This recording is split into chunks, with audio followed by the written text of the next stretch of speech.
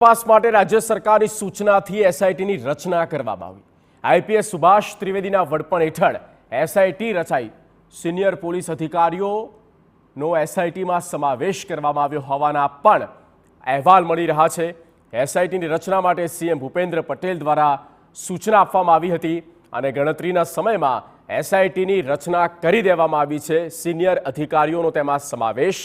રાજ્ય સરકારની સૂચનાથી એસઆઈટી ગઠન, જેમાં આઈપીએસ સુભાષ ત્રિવેદીના વડપણ હેઠળ આ કમિટી એસઆઈટીની રચના કરવામાં આવી, જેમાં તમામ બાબતોને લઈને રિપોર્ટ એકત્રિત કરવામાં આવશે અને ત્યારબાદ ફાઇનલ રિપોર્ટ સબમિટ કરવામાં આવશે। સંવાદદાતા યુનુસ ગાઝી ફોનલાઈન પર। યુનુસ, ભૂપેન્દ્ર પટેલ દ્વારા સૂચના આપવામાં આવી કે એસઆઈટીનું ગઠન કરવામાં આવે અને એસઆઈટી રચવામાં આવી।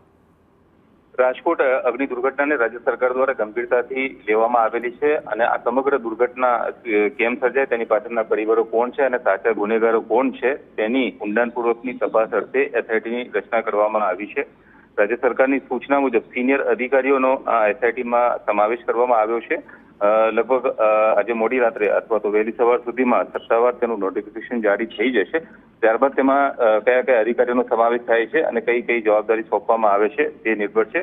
આજે રાત સુધીમાં સત્તાવાર રીતે જે એસઆઈટીના જે તમામ સભ્યો છે તેઓના નામની જાહેરાત થઈ જાય તેવી શક્યતાઓ છે। જગદીશ। ઓકે યુનુસ, આભાર તમામ માહિતી આપવા બદલ। તો આજ રાત સુધીમાં તમામના નામ પણ નક્કી કરી લેવામાં આવશે। એસઆઈટીની રચના કરવામાં આવી છે અને તે આખરી આ આખી ઘટનાનું બારીકાઈથી તલસ્પર્શી એક રિપોર્ટ, એક અહેવાલ બનાવશે।